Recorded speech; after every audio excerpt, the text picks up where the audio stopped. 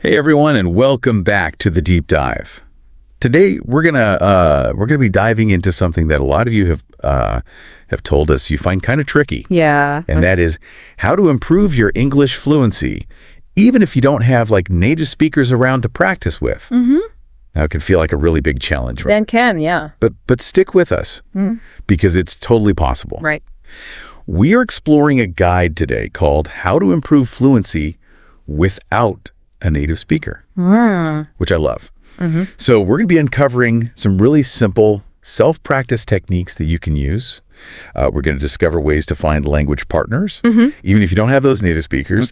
And we're also going to see how you can easily make English part of your daily life. Yeah. So I'm excited to dig into this. Me too. What's interesting about this guide, to me, is that it really focuses on building consistent habits Yeah. and making English like a natural part of your routine rather than trying to become perfect like overnight. Right. It's a journey, not a destination. Yeah, that's a great point. It's like learning any new skill, really. You start small, you practice often, and you celebrate those little wins along the way. So let's jump into the first section of the guide, which is all about these self-practice techniques. Okay.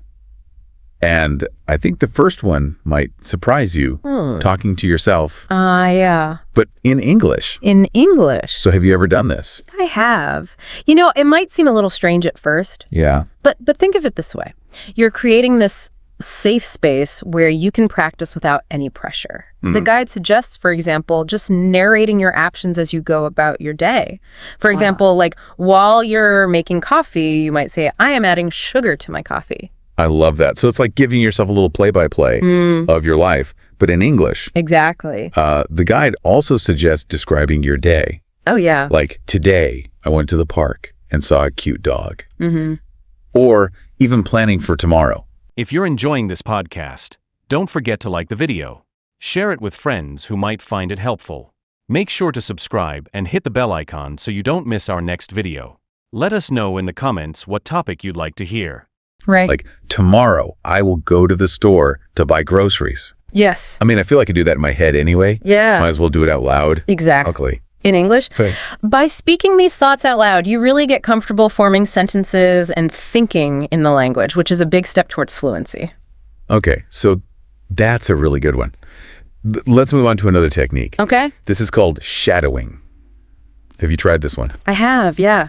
It's a fantastic way to improve your pronunciation and also just to get a feel for the natural rhythm of English. Totally. Yeah. I do this sometimes without even realizing it. Yeah. And I'll be watching something Yeah. and I'm like kind of repeating it. But the guide explains that shadowing involves listening to English audio and repeating it like an echo. Right. Try to copy the speaker's tone and speed as closely as possible. Yeah. And I think what's really great about shadowing Yeah. is that you can do it with anything that you already enjoy. Exactly. So you know your favorite YouTube channels, podcasts, TV shows, movies even. Just switch the audio to English, put on those English subtitles. I think it's a fun way to learn while you're relaxing. It is. I love it. Okay, the next self-practice tip is all about becoming your own English coach. Yeah. What do you think about that? I love that. I think it's a great idea because often we don't hear our own mistakes or pauses until we listen back to a recording of ourselves. Right. So this is all about recording yourself speaking English. Yeah, the guide suggests picking a topic that you're interested in, and then just record yourself talking about it for a minute or two. Listen back, and you'll probably notice some things you could do better. Yeah. And then you can just try again focusing on those specific areas. Exactly. So it's like having your own personal language tutor right there with you. But then the guide also suggests, well, what if you want even more structured practice? Yeah. And that's where I think language learning apps can come in handy. They can, yeah. They can help you practice vocabulary, grammar, pronunciation, all of that. Yeah. And they use AI and voice recognition to give you feedback on your English, Oh, yes. which I think is very cool. It's like having these pocket-sized practice buddies. Right. And the guide actually recommends a few that I think are worth checking out. Yeah. Sipralik, Okay. which is for conversational skills. Yeah. Elsa Speak for pronunciation.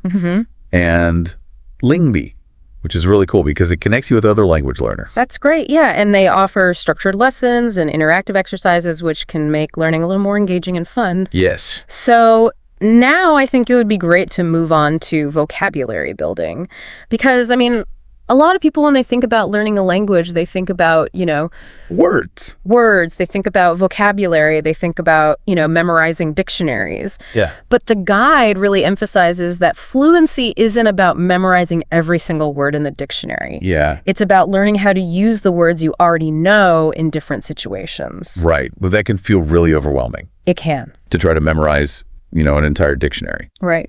So what is the guide's approach? Well, they suggest learning words in context rather than just memorizing lists. Okay. So, for example, instead of just memorizing the word opportunity on its own, Right. you might use it in a sentence that's relevant to you. Like, I am looking for an opportunity to practice speaking English. I love that example. Yeah. Because it's so true. Yeah, it's true for all of us. It is. Yeah. And then, of course, flashcards can also be helpful just for testing yourself. Right. And nowadays, there's so many digital flashcard apps. Oh, yes. Like Anki or Quizlet. Right. And you can make them, really fun and personalized. Yes, completely. Okay. Yeah. So we've covered self-practice. We've covered vocabulary. Yeah. Now let's move on to finding language partners, Okay. which I know can feel kind of difficult when native speakers maybe aren't easy to find. Yeah. But this is where things get really interesting because the guide really emphasizes that your language partners don't actually need to be native English speakers. You don't. No. Other learners are great practice partners too, Mm-hmm. since you're all learning together. Yeah. So that's encouraging. Yeah, it is. It makes finding a partner so much easier. It does. Okay. Okay. So how does the guide suggest finding these partners? Well, one way is through language exchange platforms. So these are websites and apps that connect you with people who want to learn your native language Oh, cool. while you practice English. So you're kind of helping each other. Exactly. It's mutually beneficial. I love that. And the guide mentions a few popular platforms that I think are worth checking out. Yeah. Tandem, Okay. HelloTalk, Mm-hmm. and Speaky. Right. I've tried a few of those, and it's so interesting, Yeah. You get to meet people from all over the world. You can learn about different cultures while you're practicing your English. It's like a cultural exchange as Yeah, well. Yeah, that's great. The guide also points out that online communities can be like a gold mine for finding practice partners. They are, yeah. So what are we talking about here? Facebook groups dedicated to learning English? Mm-hmm.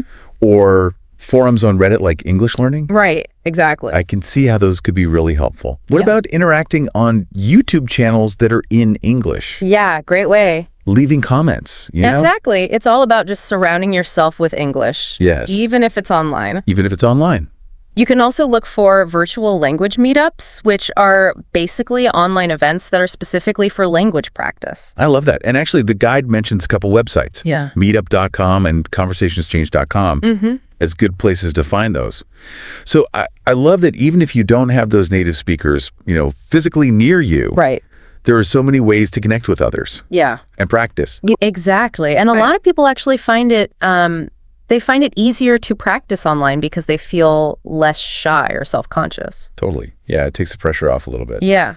Speaking of support, what about when you don't even have a partner to practice with? Right. Like, what if you're just on your own? Yeah.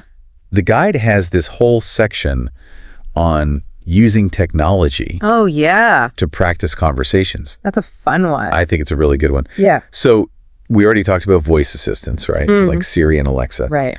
Chatting with them is a really easy way to practice speaking without feeling too nervous, right? Exactly. You don't have to worry about making mistakes in front of another person. Exactly. You can ask them about the weather, request a joke, or just chat about your day. It's very simple. And if you're looking for something even more interactive, the guide suggests trying AI chatbots, Yes. which are basically programs that are specifically designed for conversation practice. And they can be really engaging. Some chatbots can even give you feedback on your English. They can. I think that's pretty cool. I do too. That's really impressive. Yeah. The guide mentions Replica and Mitsuku as popular examples. Have you tried those? I have. It's fascinating how they can adapt to your responses and just have these surprisingly natural conversations. So it's like having this virtual conversation partner available 24/7, Right. anytime you want to practice. Anytime you want to practice. Exactly. Okay. So we've got self-practice, technology, finding those language partners online, Yeah. even if they're not native speakers.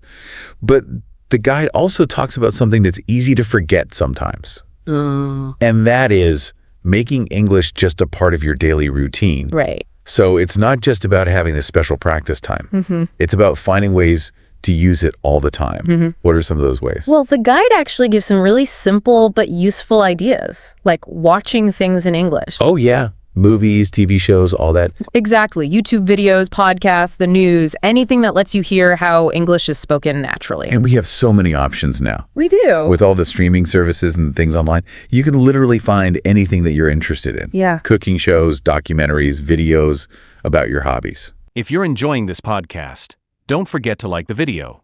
Share it with friends who might find it helpful. Make sure to subscribe and hit the bell icon so you don't miss our next video. Let us know in the comments what topic you'd like to hear. Exactly. So it's a really fun way to learn while you're relaxing. Totally. Yeah. And the guide also recommends writing in English as a way to kind of reinforce your grammar and vocabulary. Yeah, because it makes you think about the words you're using, the structure of your sentences. Exactly. So even something as simple as keeping a journal in English Yeah. could be helpful. Could be very helpful. Exactly. Okay. So we have a lot of good advice here from the guide. It seems like there's so many ways to practice and get better at English, even without a native speaker. There are. But what about if you're feeling stuck? Like you're not making progress? Yeah. What then? Well, I think that's where mindset comes in. So the guide has a whole section on building confidence. And it says that practicing alone, even though it sounds kind of counterintuitive, can actually make a big difference. That makes sense, though. Yeah. It's like any skill, the more you practice, the better you get. Exactly. And the guide really emphasizes the importance of starting small. Oh, wait. So starting with just simple sentences and phrases.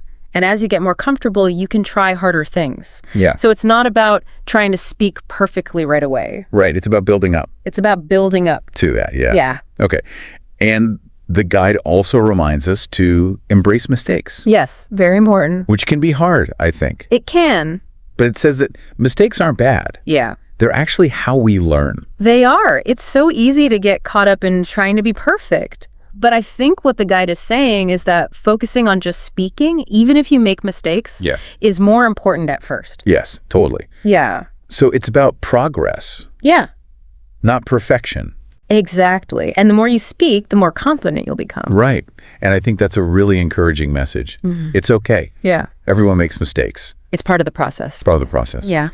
Okay, so we've covered a lot of really great advice from this guide on how to improve our English fluency, even without relying on native speakers. Yeah. What are some of your key takeaways? Well, for me, it's the importance of making English a daily habit. You know, finding those little ways throughout the day to use the language. Yeah. Whether it's talking to yourself, watching something in English, writing in a journal, all of those things. I completely agree. It's about making English feel less like a chore Yeah. and more like a natural part of your life. Yeah. I also love how the guide really emphasizes that you don't need native speakers to improve. You don't. We can use technology, we can connect with other learners, and most importantly, we can practice on our own, which I think is really empowering. It is. Okay, well, we are going to explore even more ways to improve your English fluency Yeah. without native speakers when we come back. So stay tuned. We'll be right back. Okay. If you're enjoying this podcast, don't forget to like the video. Share it with friends who might find it helpful. Make sure to subscribe and hit the bell icon so you don't miss our next video. Let us know in the comments what topic you'd like to hear. Welcome back to the deep dive. Before the break, we were really getting into how to improve fluency without a native speaker. Yeah, it's packed with great advice, especially for those just kind of starting out, right? We talked about all those ways you can practice on your own, how to find language partners online, Yeah. even how to use technology to have conversations. Right. And making English part of your daily life, you know, those little habits that really add up. Yeah, totally.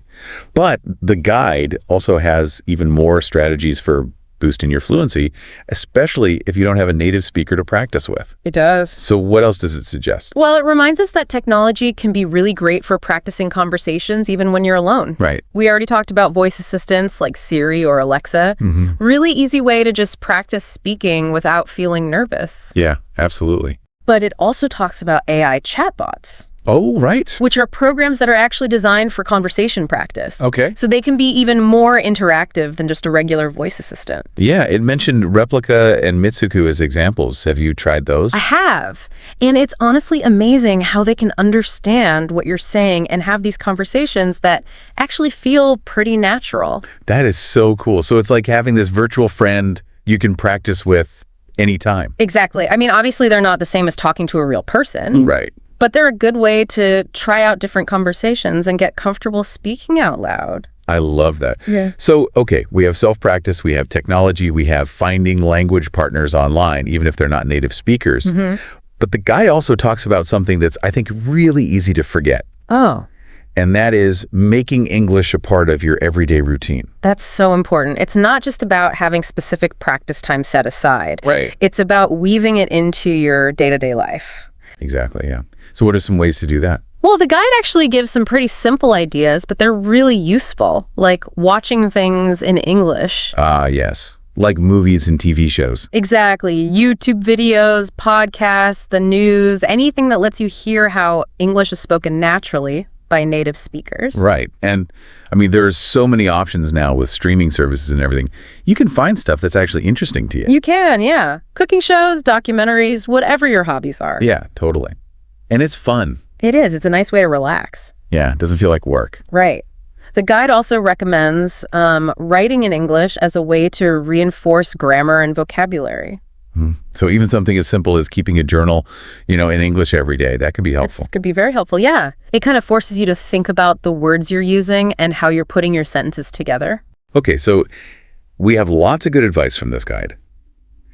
It seems like there are so many ways to practice and get better at English, even without, a native speaker right there to help you. There are. But what if you're feeling kind of stuck, like you're not making progress? What then? That's a good question. And I think that's where mindset comes in, Yeah. So the guide has this whole section on building confidence. And it says that practicing alone, even though it sounds kind of counterintuitive, can actually make a huge difference. That makes sense, though, doesn't it? Yeah. Because it's like any skill, the more you practice, the better you get at it. Exactly. And the guide really emphasizes the importance of starting small. So Okay. starting with really simple sentences, phrases, and then as you get more comfortable, you can try harder things. Yeah. So it's not about trying to speak perfectly from the very beginning. Right. It's like build up to that. Exactly. Okay. What else? What else does the guide recommend? Well, it also reminds us to embrace mistakes. Right. Which I think can be hard. It can, yeah. But it's important because, mistakes aren't bad things. Yeah. They're actually how we learn. Right. So easy to get caught up in trying to be perfect. But I think what the guide is saying is focusing on just speaking, even if you make mistakes, is more important, especially when you're first starting out. Yeah. It's about progress, not perfection. Exactly. And the more you speak, the more confident you'll become. Exactly. And I think that's such a good message. It is. For anyone learning a language, it's okay. Everyone makes mistakes. Yeah, it's part of the process. It's part of the process. Oh. Okay, so we've covered so much good advice from this guide on how to improve our English fluency, even without having to rely on those native speakers. We have. What are some of the things that you think are most important to remember? I think for me, it's the importance of making English a daily habit. Finding those little ways to use it throughout the day, talking to yourself, watching something in English, writing in that journal. Right, yeah. Making it feel like a part of your life, Exactly. not just something separate that you have to study. Yeah. And I also really love how the guide emphasizes that we don't actually need native speakers to improve. Yes. We can use technology, we can connect with other learners, and most importantly, we can practice on our own. Which I think is so empowering. It is. And there's one more important area the guide covers that we haven't talked about yet, and that's pronunciation. Oh, right. Yeah, that can be tricky, especially if you don't have a native speaker to kind of guide you, right? It can be. So what does the guide recommend? Well, it suggests a few techniques that can help you improve your pronunciation, even if you're practicing on your own. One of them is really listening carefully to how native speakers pronounce words and trying to imitate them. That makes sense. But how can we do that if we don't have native speakers around us all the time? Well, that's where technology comes in handy again. Ah, There are tons of resources online where you can listen to native speakers. like what? Give me some examples. You could find videos on YouTube where native speakers are explaining pronunciation concepts or showing you how to pronounce certain sounds. There are also websites and apps that are specifically for pronunciation practice. Okay, that's helpful. Anything else? Another technique is to record yourself speaking and then listening back to see where you could improve. Oh, right.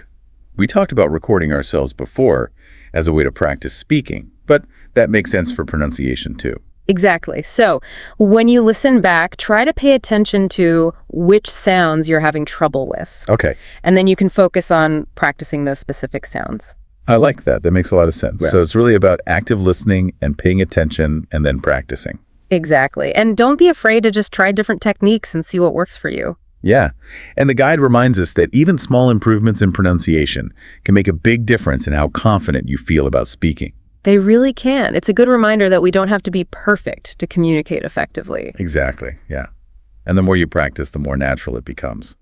It does. Okay, so we talked about self-practice, finding language partners, using technology, making English part of our lives, and now improving pronunciation.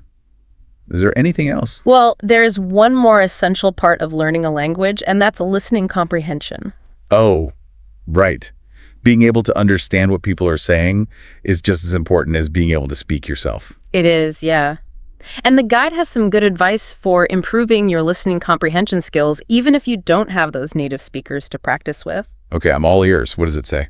Well, one of the simplest things you can do is just expose yourself to as much English as possible. Right, like we were talking about before, watching movies and TV shows in English. Exactly. That's great because you can actually see people's facial expressions and body language. Right, so you get extra clues to help you figure out what they're saying. Exactly. But the guide also suggests listening to other types of content, like podcasts and audiobooks and news broadcasts. Oh yeah, podcasts are great because there are so many topics. You can find something that you're actually interested in. You can. And audiobooks are fantastic for just immersing yourself in a story and getting used to different accents and speaking styles. Okay, that's a good point. But what if it's hard to understand everything you're hearing? That's totally normal. And the guide suggests starting with easier content and then working your way up. So, if you're a beginner, you might start with a podcast or an audiobook that's specifically for English language learners. Right, because they often use simpler vocabulary and grammar, and they speak a little slower. Okay. And then as you get better, you can gradually challenge yourself with something more difficult. Exactly, like a podcast that's for native speakers. Yeah. The key is to find that balance between challenging yourself and not getting discouraged. Right. And I think it's also important to make sure that you're enjoying what you're listening to. Yeah. Because if you don't like it, you're not going to stick with it. Right. And listening comprehension is definitely a skill that you build over time with practice. So the more you listen, the easier it'll become. That makes sense. So, okay, we talked about self-practice, finding language partners, technology, making English part of our lives, improving our pronunciation. Now, listening comprehension. Anything else? Well, we need to talk about grammar. Yes. Grammar. It can be a little intimidating. It can be, but the guide really emphasizes that understanding those basic grammar rules is essential for speaking and writing English correctly. Okay, yeah, that makes sense. Yeah. But how can we learn grammar without feeling overwhelmed? The guide suggests breaking it down into smaller chunks. So instead of trying to learn everything at once, just focus on one grammar concept at a time. So, for example, you might start with learning about present simple tense, and then you can move on to present continuous. Exactly. And there are tons of resources out there to help you learn grammar step by step. Okay, like what? Well, there are grammar books and websites that explain the rules really clearly. There are also apps and online courses that give you interactive exercises. So many options. Yeah. But what if we make mistakes? Mistakes, totally normal. Yeah. The important thing is to learn from them. Right. So when you make a mistake, try to understand why it was wrong and how you can correct it. Okay. It's like turning mistakes into learning moments. Exactly. And practice makes perfect, right? Right. The more you use those grammar rules in your speaking and writing, the more natural they'll become. Okay. So we've covered self-practice, finding language partners, technology, making English a part of our lives, improving our pronunciation, listening comprehension, now mastering grammar. I think we've covered it all. We have covered a lot. Yeah. But there's one final and maybe the most important message that the guide emphasizes. Oh, okay. What is it? It's believing in yourself and your ability to learn English. That's so important. It is, because learning a new language can be challenging, but it's also really rewarding. So don't be afraid to make mistakes. Enjoy the journey. Celebrate your progress along the way. That's a good point. It's about the process. Yeah. Not just the end goal. Exactly. Okay, this has been such a good conversation. We've learned so much from this guide, how to improve fluency without a native speaker. It's been great. Yeah. But before we wrap up, let's take a moment to think about what we've learned and how we can apply these tips to our own language learning. What are your final thoughts? I think for me, the biggest takeaway is that anyone can improve their fluency, even without native speakers around. It's all about finding what works for you and making English part of your life. Yeah, I completely agree. And I'm actually feeling really inspired to try some of these things myself. I think I'm going to check out some of those language learning apps and see if I can find a language partner online. Those are great goals. Yeah, I'm excited. I think I'm going to challenge myself to watch more movies and TV shows in English. Oh, nice. And listen to more podcasts. I like that. I'm going to do it. And hey, remember, we're all in this together, right? Sure. There's this whole community of language learners out there who are supporting each other. Yeah. Don't be afraid to reach out, ask questions, share your experiences. So true. Yeah. So as we wrap up this episode, I want to leave you with a question to think about. Okay. What is one thing you will try this week to boost your English fluency? Yeah. Whether it's talking to yourself in English, trying out a language exchange platform, or simply embracing those mistakes.